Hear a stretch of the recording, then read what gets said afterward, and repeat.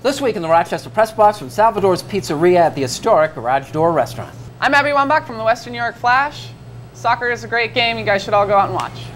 And I'm John DiTullio. Pat Riley wants to talk about guts. He should start with the man in the mirror.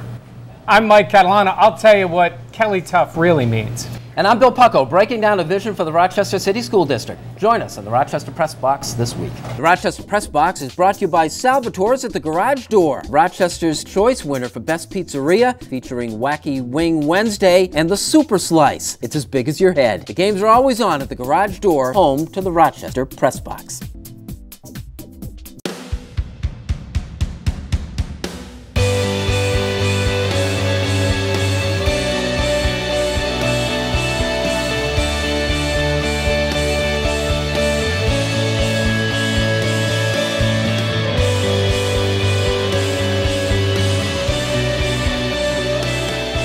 Hi everyone, and welcome to this special edition, we think, of the Rochester Press Box here from Salvatore's Pizzeria at the historic Garage Door Restaurant. The best of all things sports. Watch the World Cup final here. Chuck got his Germany team a championship and he was all wild about it. Best of all things sports especially applies here this morning because we have two of the heavy hitters in Rochester media, John DiTullio, WHTK Sports Director. I wouldn't miss this show. Kidding me? The #1 television sports personality, and Mike Catalana. Well, thanks, Billy. And fresh off Mount Rushmore of the Rochester Sports is Abby Wambach. Abby, thanks so much for joining us. Thanks for having me. Alrighty, look, big news of the week was LeBron James at this long soliloquy talking about home and how great it is to go back to Cleveland. And I thought immediately of you and the fact that we were doing the show this week. Those have to be sentiments that kind of hit home with you, don't they?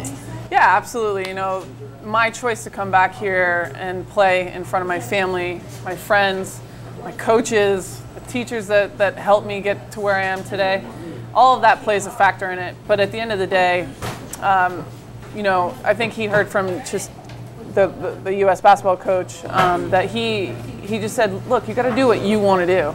You can't worry about what everybody else wants, what everybody else expects, and that's important. And you see a little bit more of the side of LeBron that you would kind of hope at this age, his maturity.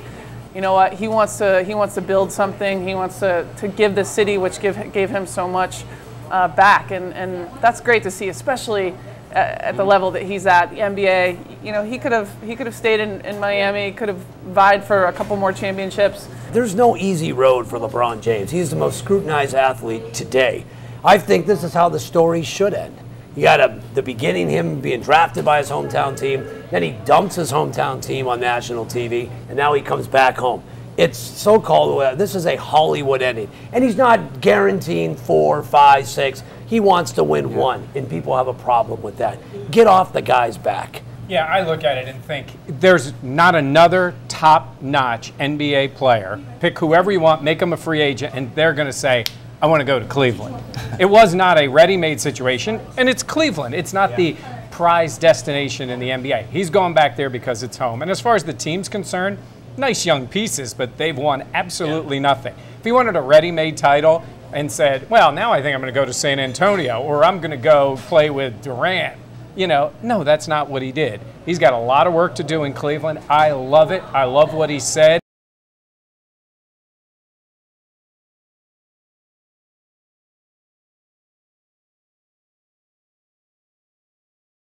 Tuscany. I mean, seriously, when did Cleveland become Siberia? By contrast, it is Tuscany. Well, look, the whole dynamic of coming home, it isn't all green grass. I mean, like you said, there's demands placed on you that you wouldn't face other places. Yeah, it's harder, you know, it's definitely a lot harder, and, you know, especially with Rochester, and I'm sure LeBron could agree with me about Cleveland, that it is different, especially when you go out and see the world. You're living in Miami, or if for me, living in Los Angeles or Portland. They're bigger cities, there's more to do in certain capacities, but there is something special about coming home. It's part of who you are, and for me, especially in the latter parts of my career, you start thinking a little bit more of the mortality of your career and how you got there, and for me, I think it's just great for LeBron because everybody wants to hate on the best in the world, and the reality is this guy stays out of the negative worlds of the media. Yes, he did it kind of weird when he chose to go to Miami and doing this huge hoopla show. This time you can see his maturity, you can see his intent. Let me ask, has it all been good for you coming home? Yeah, I mean, obviously, there's a different level. You know, I'm not LeBron James, so I'm not comparing myself to him, but a little bit of LeBron James in Rochester, New York. That's the kind of, you know, I don't really go out very often. It can become demanding in terms of the popularity that people recognize me, and I love it. Don't get me wrong. I appreciate my fans so much, especially the Rochester folks, but you know, when you get interrupted 6 or 7 times during a meal, mid-bite, it gets a little hard. And you know, my family loves that stuff though. They want to go out to dinner with me because they really appreciate, they feel like that's like, you know, their claim to fame in a certain way. But it's hard, and especially the whole dynamic of feeling like I want to bring Rochester championships, you know, like LeBron has. You know, I want to put Rochester on the map, and we came up short last year, and you know, we've done okay this year. We still can make a push for the playoffs, but at the end of the day, people here just want to be known, and I'm kind of their darling, so to speak, and the pressure that comes with that is pretty heavy, but something I accept, and I kind of relish in moments. We love our local stars. Yeah. Abby Wambach is our special guest. This is the Rochester Press Box, and we'll be back.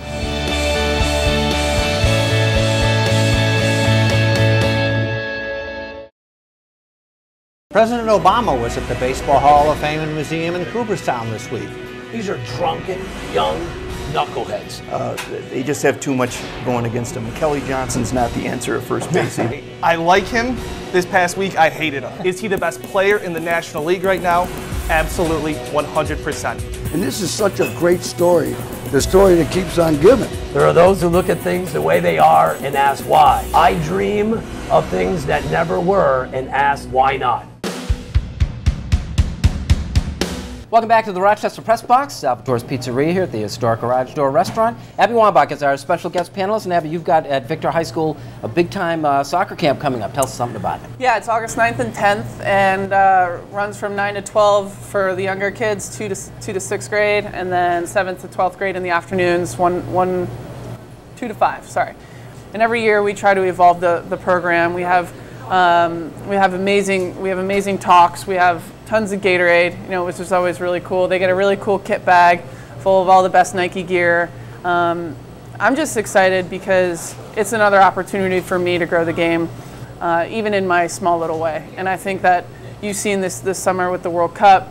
You know, soccer is starting to gain a little momentum, and they're going to hear really good motivational speeches. They're going to be coached by not only myself, but high school coaches, by other Flash players, which is really cool.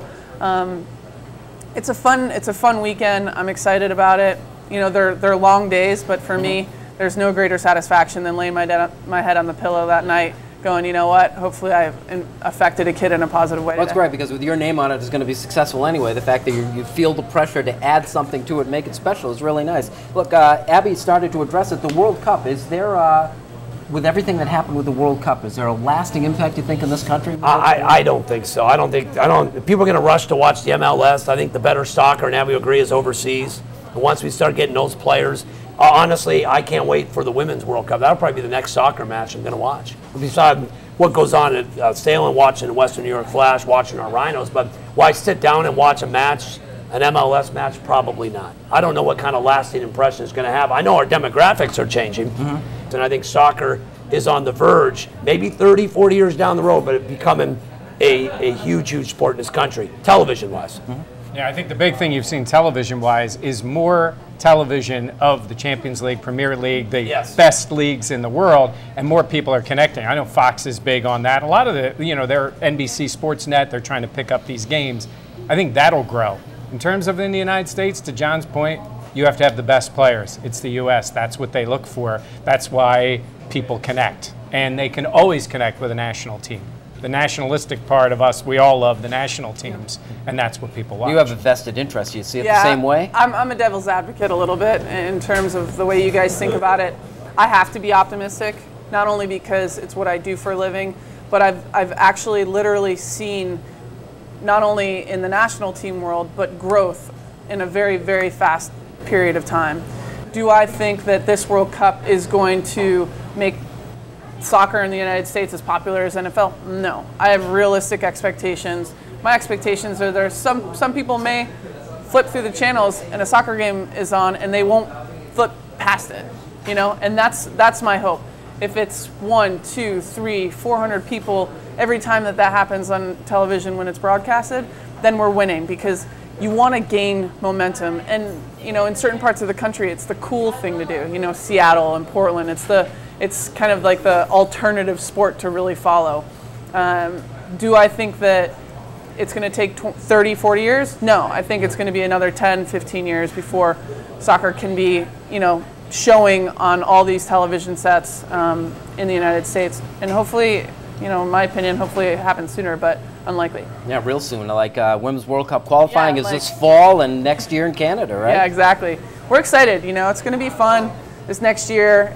As soon as the year marker hit for me, something clicked and something changed. And yeah, of course, I've been injured for a month and a half now, but that didn't change the way that my heart turned and my mindset changed, and the focus starts to sharpen and get narrower. So in our women's team, we have a really good chance of winning. If we can put all the pieces together, leave our egos at the door, check into to each other and play as well as we can, honestly, we really could win this thing. Cool. Like it or not, when we return.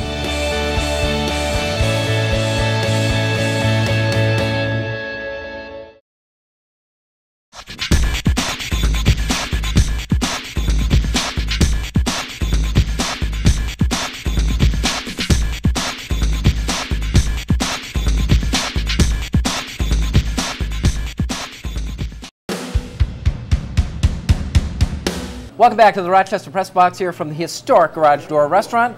Bill, John, Mike, and Abby. John, like it or not, grooving a pitch in the All-Star game to Derek Jeter. I like it, just don't admit to it. I mean, what, is that the first, what, Chan-Ho Park didn't serve one up to Cal Ripken Jr. the year he hit that big home run in his last All-Star game? I think Wainwright showed the ultimate respect for Derek Jeter. The problem is he shouldn't have opened his trap. Jay, if you're going to serve one up, just don't pop off, but I have no problem with it. You can't kill Adam Wainwright for doing it. I think all of us, Derek Jeter at the dish, what do you do? What are you going to throw him your best pitch low and away? Wants to see him strike out. Right? You throw him a belt high fastball and see if you can hit it. Well, he did. It was interesting that he then grooved one to Trout and Cabrera too, right? Yes. Oh no, those guys just hit it. Nah, he threw a pitch, Jeter hit it, Yeah. 2 hits in the game. I think Wainwright should have just shut up. Yeah, but isn't there World Series implications in this game? Well, that's the problem. That's what I don't understand. Like, I'm a competitor, that would never happen in my world. Even as much as I respect Derek Jeter, even in the All-Star game, he's got to earn a hit if I'm the pitcher. But these players don't respect the fact that it does dictate Which is, the World Series. I think, bizarre. If it did, John Farrell's not using Glenn Perkins to close the game. Exactly. Is Glenn Perkins closing that game? It's in Minnesota. Perkins is closing. Well, Rivera retired. I mean, where else is he going to go? Like it or not, Abby, hero worship. That's a pressure on you locally. Sure. Well, I think when it comes to any sort of stardom or fans around, like you guys, we all have jobs, and there's things that you love about your job, and there's things that you probably could live without. But the reality is, if you want to be a professional athlete, especially playing in a big stage like the World Cups or Olympics, you got to take the full package. You know, everything that comes with it: the sprints, the dieting, you know, the traveling, the planes, the trains, the automobiles. And yeah, some people, they think that being famous is awesome, but there are some struggles with it. But the reality is, it's part of the whole package. You can't have all the best parts and not take the things that are tough. That's my philosophy, and it's a responsibility too. You know, if it's a 45-year-old man walking up to me and interrupting my dinner, maybe I get a little bit more frustrated with that. If it's a 10-year-old girl, man, I've got all the time in the world for the kids, because the reality is that's why I do it, and they're the ones that push me on to try to be better. You're like a 45-year-old man. Right? A little bit older. And I will probably be the one who would bother Abby. Yeah, I mean, it's tools. Absolutely. The best thing I heard, no one handled fame, I think, better than Arnold Palmer. And I had someone tell me once, he's very comfortable being Arnold Palmer. Yeah. He knows the pluses and the minuses. And I think that's how you handle big-time fame. And I think she's done that very well. All right. Unfinished business when we return.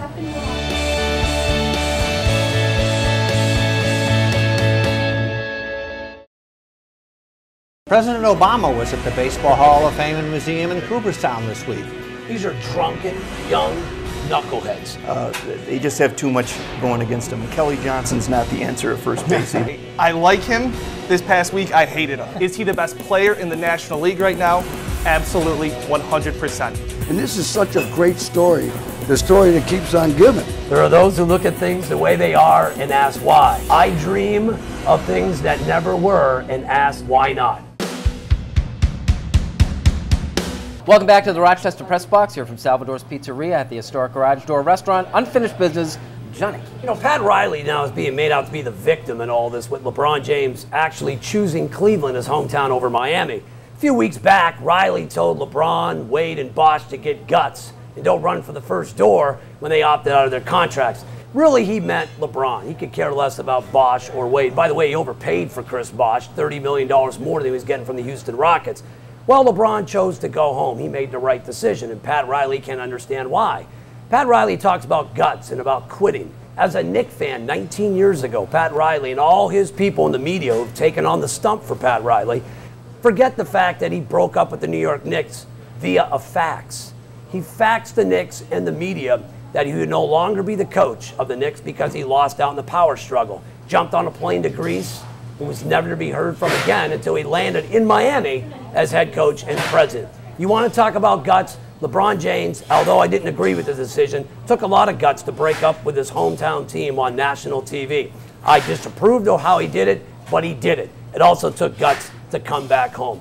He's the most gutsy player that I know in the NBA, and I also will say this for the people who want to know when LeBron made up his mind, whether it was last week, last month, 6 months. I could care less. The guy went balls to the wall in the NBA Finals. He's the only one who showed up. Anyone who thought LeBron shortchanged it somehow in the NBA Finals is just a LeBron hater, and it bothers me. All right. Our own hometown hero, Abby? So I just want to say, everybody out there who questions whether they want to go see a female sporting event or not, you need to. Western New York Flash is in your backyard. You got amazing players, Sam Kerr, Carly Lloyd, myself. I'm injured right now, but you really got to give back, not only to us, but to the community, because Rochester wants to be put on the map. We will bring a championship home, I promise you, at some point. If you feeling like you got an August 9th and 10th off, bring your kids to my soccer camp in Victor, New York. You know, that Western New York Flash name, I think, goes unappreciated, the fact that in terms of the international caliber of the athletes that have come in and played for that team, I don't know in the history of Rochester that we've had a better collection of talent. Yeah, I think that obviously marketing needs to be increased in and around the entire league. People need to know who we are when we're playing. It needs to be, you know, plastered all over the sports bars here in Rochester.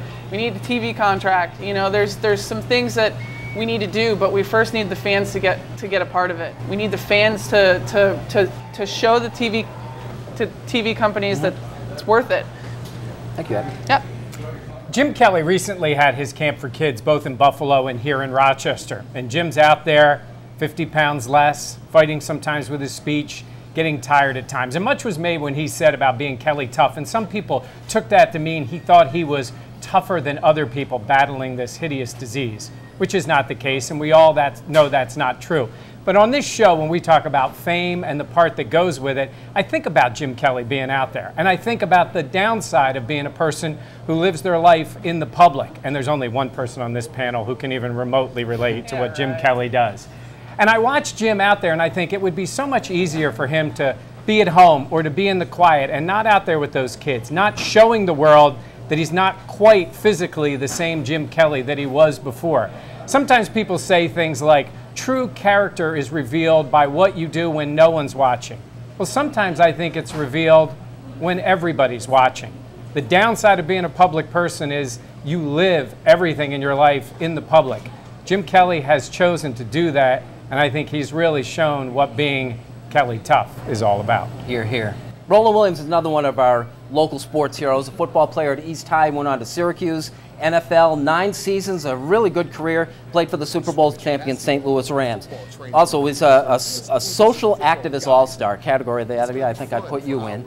So was when he comes home, he gets asked in an official capacity, what can we do to make the Rochester City School District more appealing socially, academically, and in sports, so that within 3 years it's the best in New York State.